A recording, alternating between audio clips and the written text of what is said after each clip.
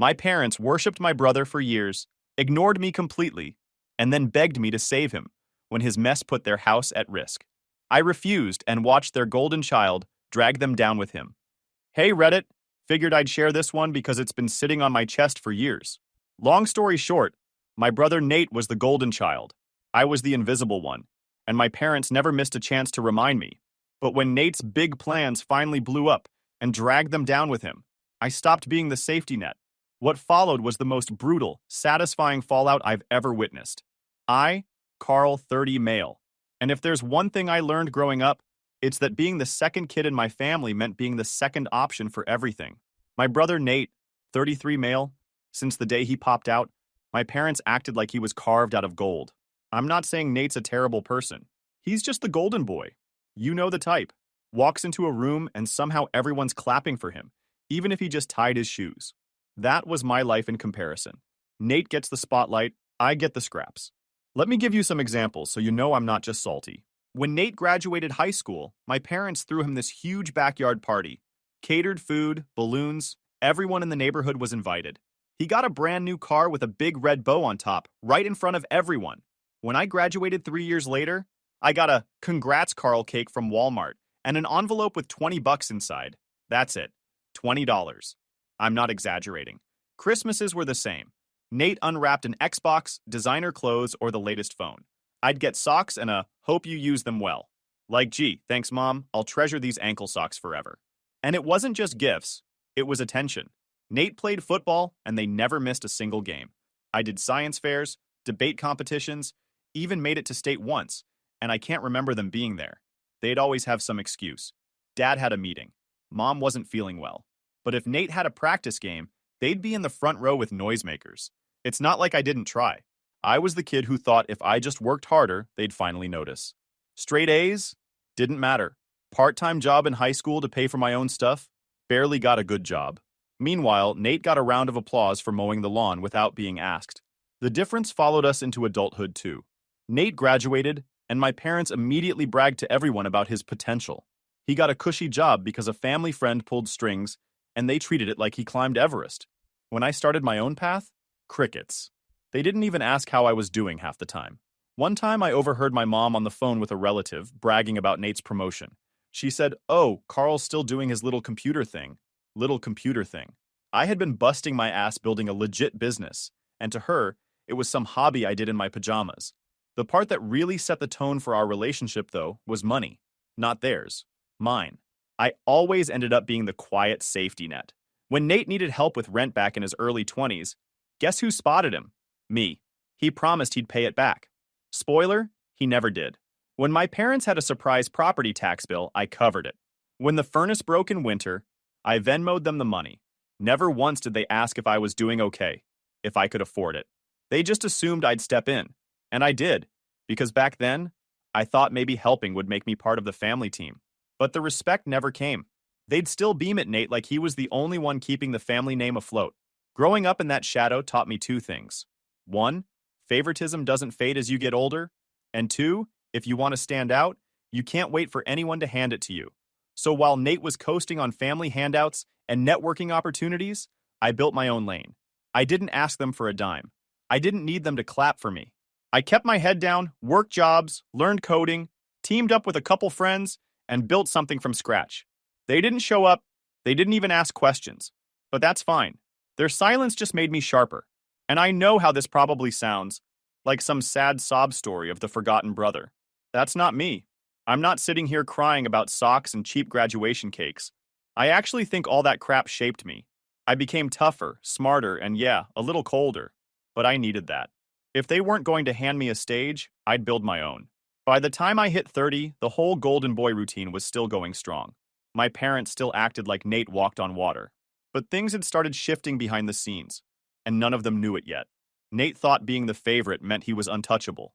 My parents thought ignoring me meant I'd always be the background kid. But they were wrong. Because while they were clapping for him, I was quietly setting up the one play they'd never see coming. It started when I was 19. Most kids my age were worried about frat parties or passing classes. Me? I was in a cramped dorm room with two other guys who had the same chip on their shoulders that I did. We weren't the type who had internships lined up through family connections. We were the broke kids with secondhand laptops, running on vending machine food and caffeine. The three of us hit it off in a computer science class. They were good. I was better at pulling all the loose pieces together. One night after class, we started talking about how every company was scrambling for security software but hated paying big firms for bloated products. We thought, why not build something lean, something affordable, something we could actually sell? That night in a greasy pizza place, the idea for our licensing company was born. We called it small, simple, nothing flashy. It wasn't some Silicon Valley dream with a mascot or a colorful logo. It was just us writing code until our eyes burned. I remember nights where I'd look at the clock, realize it was 4 a.m., and still keep going because if I stopped, we'd fall behind. Rent was a constant stress. I worked side gigs fixing people's busted desktops, tutoring high school kids, even helping professors set up their slideshows for extra cash. Every dollar went into keeping the servers running and paying the bills. The first year, nobody cared. We pitched hospitals, law offices, even schools. Most said no, some laughed. A few tried to haggle us down to pennies. We got used to rejection, but we didn't quit. By year 2, we finally got our first real break. A local clinic bought a license for our system. It wasn't much. Barely covered 2 months of expenses. But it was proof someone was willing to pay for our work. That small yes kept us alive. The growth snowballed after that. One hospital turned into 5. A credit union referred us to another.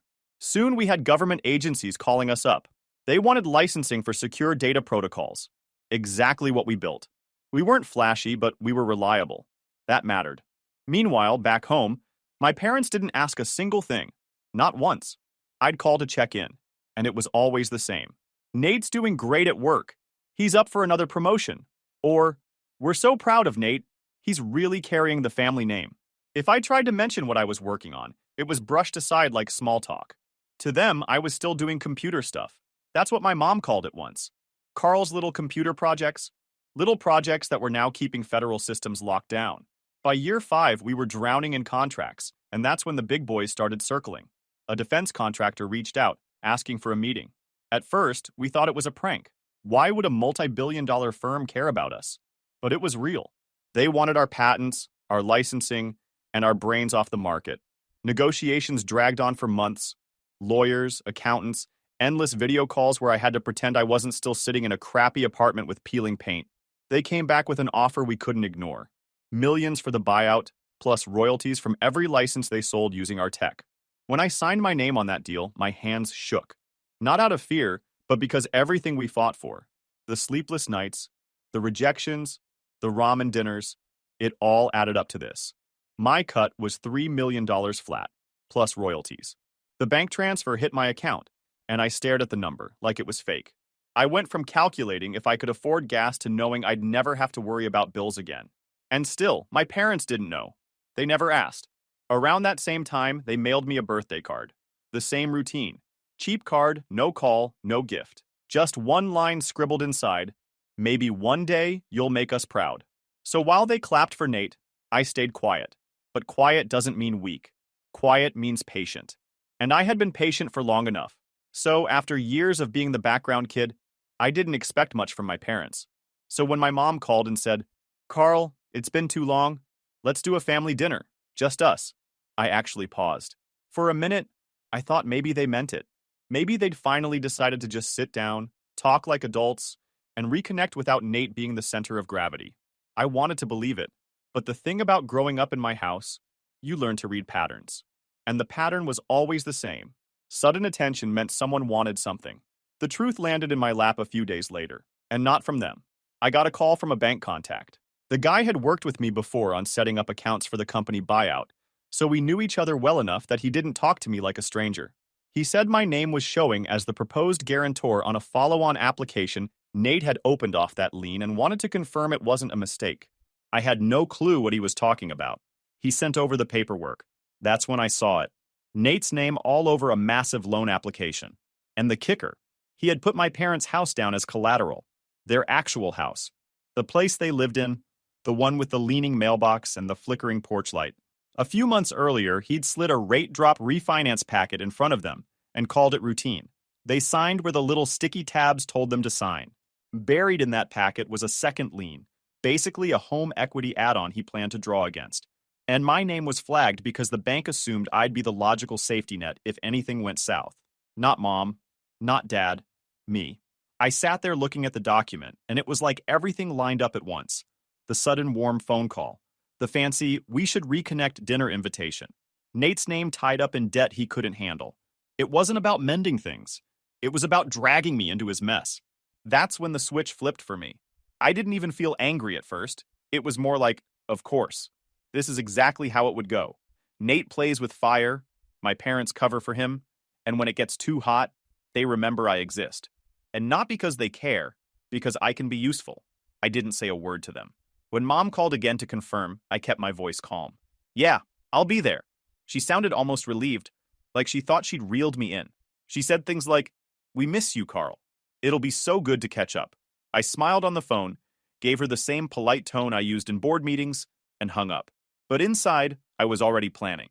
I printed out the loan documents, highlighted the parts that mattered, and stuck them in a folder.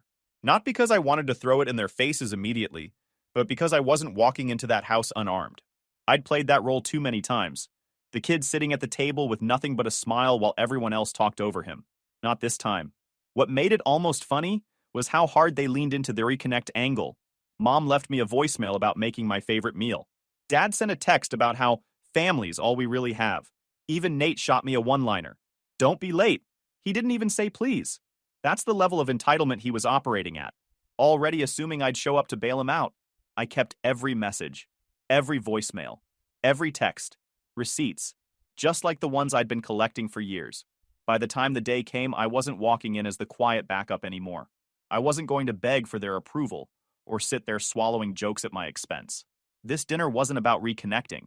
It was about exposure, about watching their faces when they realized I'd already seen behind the curtain. So, when I pulled into the driveway that night, folder in the passenger seat, the house glowing like nothing was wrong, I wasn't nervous.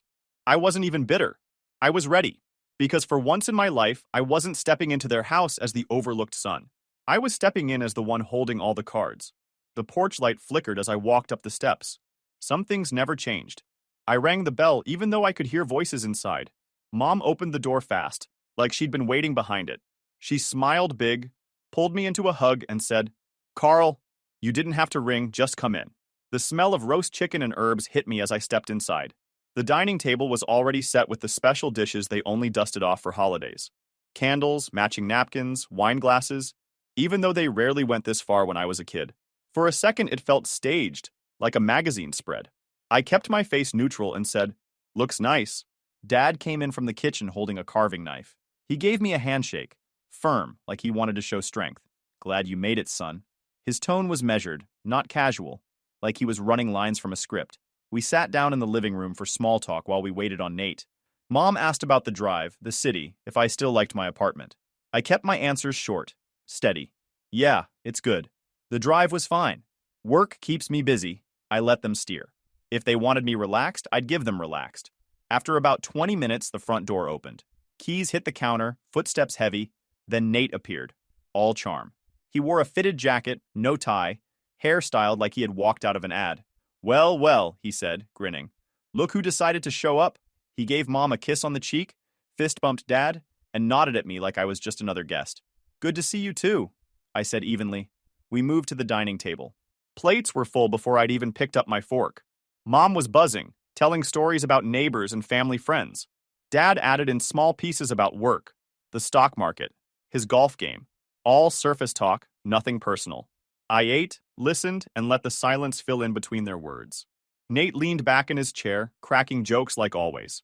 "So, Carl, you still glued to a computer screen? Doing your little tech thing?" He said it casually, but I caught the smirk. The same tone he'd used for years, downplaying anything I did. I chewed, swallowed, and said, "Yeah, turns out people still need computers. Pays the bills." Then I smiled just enough to let him know it didn't land. Dad chuckled like he didn't want the mood to dip. "Your brother's just teasing." "Yeah, I know," I said. "I can handle a joke." The conversation kept circling back to family, though. Mom talked about how important it was that we all stay close. Dad added, "These are the years where we need to lean on each other more." They exchanged glances when they said it. Subtle, but not invisible. I nodded along. "Sure, family's important." They seemed encouraged by that. And Mom's voice grew softer, almost rehearsed. We've been thinking how nice it would be to start fresh, put the past behind us. Past is past, I said, picking up another piece of chicken. I'm here now. That line seemed to settle her. She smiled like she'd landed something. But the more they tried, the more obvious it became. This wasn't a casual dinner. This was build-up. Every story, every compliment, every "we're so proud of you now" was leading somewhere. They weren't reconnecting. They were prepping me. Nate finally leaned forward, elbows on the table, and cleared his throat. You know, Carl, you've done well for yourself. And honestly, it's good timing. There are some things happening that you could be useful with. The air shifted a little when he said that. Dad took a sip of water. Mom adjusted her napkin. It wasn't subtle. I raised an eyebrow. Useful how? Nate shrugged like it was no big deal. Just opportunities. Stuff where family helps family, you know? You'll hear more soon, but I'm glad you came tonight. Perfect timing. Mom nodded, backing him up. We're stronger when we support each other. I set my fork down and leaned back in my chair. I agree, but support goes both ways. That made Dad shift in his seat. He glanced at Nate, then back at me. We'll get into it. Tonight's about being together first. I smiled. Then let's enjoy dinner. And that's how it went. They pushed the family angle harder than they ever had in my life, dropping little hints about sticking together and looking out for one another. I played along, cool, calm, giving them nothing they could twist. But inside, I already knew where this was going. I'd seen the loan papers. I knew about the house. I knew Nate wasn't talking about opportunity. He was talking about saving himself. So I let them talk. Let them believe I was still the quiet son waiting to be included. Because the longer they stuck to their script, the more satisfying it was going to be when I flipped mine. The chicken was half gone when Nate finally dropped the act. He leaned forward, wiped his mouth with a napkin, and looked at me like he was about to deliver a big favor. Carl, he said, voice steady, I'll be straight with you. There's something I need help with. Nothing crazy. Just co-signing on a loan. It's a formality. You've got the credit. You've got the stability. Won't even affect you. But it would mean a lot for me. And for Mom and Dad. There it was. Not even a warm-up. He just tossed it out like he expected me to nod and sign tomorrow. Mom chimed in instantly. It's just paperwork, sweetheart. Families do this for each other. Dad gave me that measured look again. It's not a big risk. Your brother just needs the backing. We know you can provide that. I sat back, folded my hands, and let a grin creep in. Not a big one, just enough to make them uncomfortable. Interesting, I said. So this dinner wasn't really about reconnecting. It was about making me the safety net. Again. Nate raised his hands like I was overreacting. Come on, don't be dramatic. It's not like that. This is opportunity. You'd barely notice it. I reached down, slid the folder from beside my chair, and set it on the table. Hard. The sound made Mom flinch. Funny thing, I said, tapping the cover. The bank already sent me these. Turns out I was flagged as a potential guarantor without anyone asking me. Imagine my surprise when I see Nate's name all over it. The room went stiff. Dad froze. Fork midair. Mom's smile vanished. Nate blinked fast, then forced a laugh. That's probably just a standard thing. They reach out to relatives sometimes. I cut him off. Number not standard. You turn this house into collateral by sliding rate reduction papers in front of them and letting them sign without reading. And you're behind on payments. I saw the notice. Silence. Heavy, thick silence. Mom shook her head slowly. Nate, is that true? He shifted in his chair, eyes darting between us. It's temporary. I've got plans in motion. Carl's making it sound worse than it is.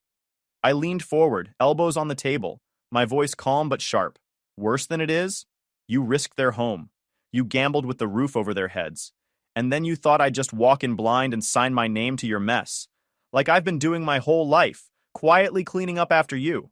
Nate's smugness cracked. Don't act like you're some hero. You've got money now. Great. Good for you. But family steps up when it matters. Family? I shot back. Family steps up, sure. But real family doesn't hide foreclosure notices and lie to their parents. Real family doesn't use them like poker chips. Dad finally spoke, voice low. Nate, you put the house on the line? You said it was a routine refinance.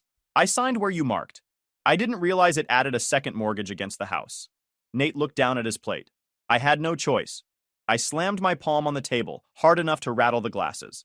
You always had a choice. You just never cared about the cost because someone else was always there to cover it. Mom's eyes were wet now. Her hands twisted in her lap. Carl, please. Maybe we can figure something out. No, I said sharply. Not this time. You've spent my whole life telling me I had to earn respect, earn love, earn a place at this table. Meanwhile, Nate could burn the house down and you'd still hand him a match. You don't get to put this on me now. Nate's voice rose, defensive. Don't talk like you're perfect. You think money makes you better than us? I laughed once, cold. Better? Number smarter? Absolutely. I didn't come here to beg for approval. I came here because I'm done being your silent backup. You used to call me the overlooked son. Tonight, I'm the one holding the cards. I opened the folder and slid the documents across the table. This is the loan. This is the collateral. And this, I pulled out the notice of default, the pre-foreclosure letter, bold letters across the top, is where this ends. You've been exposed. Dad looked older in that moment than I'd ever seen him. He rubbed his temples and muttered, "How could you do this, Nate?" Nate leaned back, jaw tight, and tried to spin it. It was an investment. It'll pay off if we give it time. I pointed at him. That's your problem. You think time erases stupidity? It doesn't.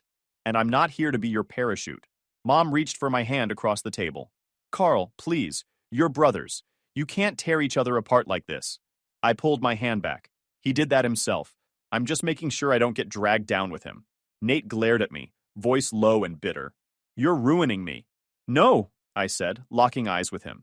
You ruined yourself the second you thought no one would hold you accountable. I'm just the one refusing to play dumb. The room went dead quiet again. You could hear the clock ticking in the hallway. Dad stared at the documents like the pages might explain everything. Mom looked between us, torn between defending her golden boy and realizing the truth was staring her in the face. I pushed my chair back slowly, the legs scraping against the floor. I didn't come here to sign anything. I didn't come here to play along. I came here to put an end to the script. You don't get to rewrite the story so Nate looks like the hero, and I'm the side character. Not anymore. Nate clenched his fists. So what now? You walk away? I gave him a small smile. Not yet. First, you get to sit in the mess you made, and when the bank comes knocking, you can explain why you thought you were untouchable. But me? I'm done carrying your weight. I grabbed the folder, tucked it under my arm, and stood tall. Dinner's over. That line hit harder than I thought it would. You could feel the room freeze. Nate just leaned back in his chair, arms folded, doing that fake laugh he always used when he felt cornered. Come on, Carl, he said. You've always had a flair for dramatics, but this, ending dinner early, real tough guy move. I tilted my head, calm as ever. This isn't dramatics. This is reality. And reality is about to smash through this house, whether you like it or not. He smirked, shaking his head. You think you're the only one who knows how things work? I've got this under control. You don't just lose a house overnight. It takes months. I'll refinance, restructure, whatever it takes. Stop acting like you've caught me in some grand scandal. I dropped the folder onto the table, right in front of Dad. It slid across the wood with a slap that made everyone jump. Go ahead and open it, I said. You'll see the notices, the signatures, and the dates. That's not some rumor, that's proof. And unless Nate's hiding money in a vault somewhere, the bank owns him. And by extension, they own you. Dad's hand hovered over the folder like it might bite him. He finally flipped it open, and I watched his face change. His jaw tightened, his brow furrowed, and then he looked at Nate. For the first time in my life, I saw disappointment aimed at him instead of me. Nathan, he said, voice sharp, what the hell did you do? Nate raised his chin like a kid caught sneaking out. It's not what it looks like. It's leverage. Temporary risk for long-term gain. You wouldn't understand. Stop, I cut in, stepping closer. This isn't strategy. This is you gambling with other people's safety. Same story it's always been. Except this time, I'm not playing cleanup crew. Mom finally found her voice, soft but trembling. Carl, please, we're a family. If we work together, I spun toward her, sharp but calm. Family. Don't rewrite history now. When I called from my apartment years ago because I couldn't afford groceries, where was that family support? When Nate wrecked my car and you told me to let it go because he was going through a tough time, where was the family card? You don't get to pull it out now that the walls are closing in. Her lips pressed tight. Tears welled up, but I wasn't moved. I'd fallen for that before. Nate shoved his chair back, standing like he wanted to go chest to chest. You think you're better than me because you've got money now? That makes you smug, Carl. You think you're untouchable? I didn't flinch. Number. What makes me untouchable is that I stopped needing your approval years ago. I don't need you. I don't need them. And I sure as hell don't need to tie my future to your mistakes. He sneered. You'll regret this. When they lose the house, when mom and dad are out on the street, it'll be on you. I actually laughed. Not loud, just a short, sharp sound that made him flinch more than if I'd shouted. No, Nate, that'll be on the guy whose signature is on every page in that folder. You wanted the spotlight? You got it. Dad rubbed his temples, muttering under his breath. How could you be so reckless? His voice cracked. With our home? I let that moment sit. For once, they weren't grilling me. For once, Nate had to squirm under the weight of his own choices. I leaned forward, palms on the table, meeting each of them in the eye. Here's what's going to happen. The bank is going to expect their payments. When you can't deliver, they'll make their move. Maybe they give you a grace period, maybe they don't. But it's out of my hands. I'm not bailing you out. Not with a dime, not with my name, not with anything. Mom's tears spilled, her voice breaking. Carl, please. You can't just stand there and do nothing. You've always been the strong one. You can help us. I stood straight, jaw set. You don't get to guilt me with that anymore. You made your choice every time you ignored me. Every time you chose Nate over me. You raised him to believe there would always be a safety net. Well, congratulations. You raised a man who thinks consequences don't apply to him. And tonight, you're all finding out that they do. Dad spoke again, softer this time, almost resigned. Carl, you can't mean it. You'd let us lose everything? I looked at him, dead serious. You already did. You lost me years ago. You just never noticed. The silence that followed was heavy, not awkward, deadly. A silence where the truth had finally been spoken out loud, and no one could take it back. I grabbed the folder, tucked it under my arm again, and stepped back. I'm done here. Enjoy your dinner. My footsteps echoed across the tile as I headed for the door. Nobody tried to stop me. Mom cried quietly into her napkin. Dad sat staring at the papers like they were written in a language he couldn't understand. Nate stood rigid, fists still clenched, face red. At the door, I paused and looked back one last time. You always said I wasn't enough. Turns out I was too much for you. Too much to ignore. Too much to control. And now, I'm gone. I walked out into the night. The cool air felt cleaner than it ever had inside that house. I didn't slam the door. I didn't need to. The truth was loud enough on its own. The house glowed behind me, warm and inviting on the outside. But I knew better. Inside, the cracks had finally shown. Nate wasn't untouchable anymore, and they all knew it. As I drove away, I didn't feel regret or doubt, just freedom. For once, I wasn't cleaning up the mess. This time, the fallout would fall exactly where it belonged, and I'd be miles away, watching it happen from a distance. When the foreclosure listing finally went live, I didn't hear it from them. A buddy of mine in real estate sent me the link. Their house, the one they guarded like a crown jewel, plastered on a website for anyone to click through. Pictures of the living room, the backyard, the kitchen where my mom once said, "This family only works when Nate leads." Now it was just another property up for grabs. Price negotiable. Contact agent for viewing. I didn't laugh. I didn't even smile. I just stared at it for a second and thought, well, you earned this one. Then I shut the tab and went back to work. That's the thing about fallout. It doesn't explode all at once. It creeps. It builds. It rots slow. And then suddenly the roof caves in. 2 days later, my phone started buzzing. First my mom, then my dad. A few missed calls from numbers I didn't recognize. Then Nate himself, leaving a voicemail where he tried to sound calm, but his voice cracked halfway through. Carl, listen. We need to talk, man. There's some things going on, and we could use your help. You know, family sticks together. Family. That was funny. For years, family meant I was the audience while Nate got the spotlight. Now, family apparently meant I was their emergency parachute. Too bad I'd already cut the strings. I ignored the calls. I didn't owe them an explanation, and I wasn't about to waste breath just to hear them twist it into something else. But they didn't stop. The next week, they showed up at my apartment. I came back from work, and there they were. Mom, Dad, and Nate standing at the door like some busted sales team. Nate had his hands stuffed in his pockets, Dad wouldn't meet my eyes, and Mom tried her sweet smile that always felt rehearsed. Carl, she started, like she hadn't been ignoring me most of my life. We just want to talk. I leaned on the doorframe. Talk about what? The open house? You want me to put in an offer? Her face dropped quick. She wasn't ready for jokes. Dad finally spoke. We know you've always been smart with money. You probably saw the notice. Things got complicated. But we can get through this. Together. Together. That word again. Where was together when I was busting my ass alone? Where was together when Nate was draining them dry and they called him the Golden Son? I shook my head. Nah, You three made your moves. You clapped when Nate pitched his big ideas, you ignored the cracks, and you rolled your eyes when I called things out. Now it's not my mess to sweep. Nate stepped forward like he was going to sell me on something. Look, man, it's not even that bad. If we pool resources, we can... Stop, I cut him off. You don't get it, do you? This is the end of the line. No bailouts, no cosigns, no safety nets. You played the game thinking someone else would pay when you lost. Well, guess what? You lost. Pay up. The silence after that was thick. Mom's eyes watered, Dad's jaw tightened, and Nate just stood there like, maybe if he stayed quiet long enough, I'd cave. I didn't. I closed the door. Simple as that. The fallout didn't stop at the house. Word spread. Small-town gossip travels faster than Wi-Fi. Neighbors knew. Co-workers knew. Even old family friends knew.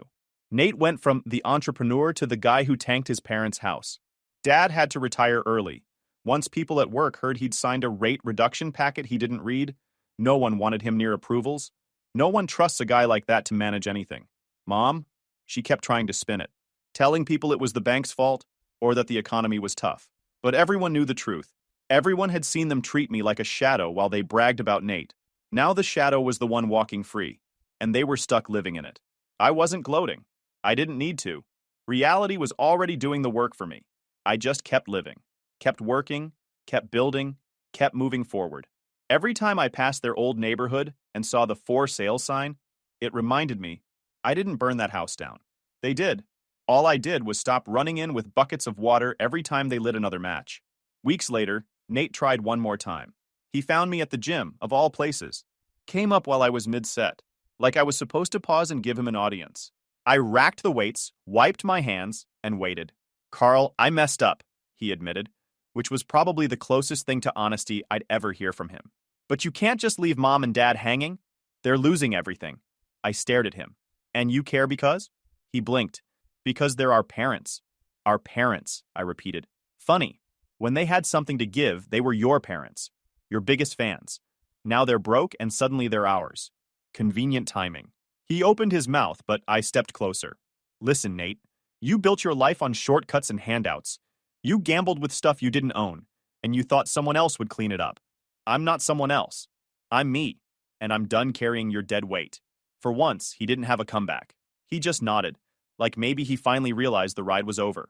Then he walked out, shoulders slumped, the golden boy with nothing left to shine about.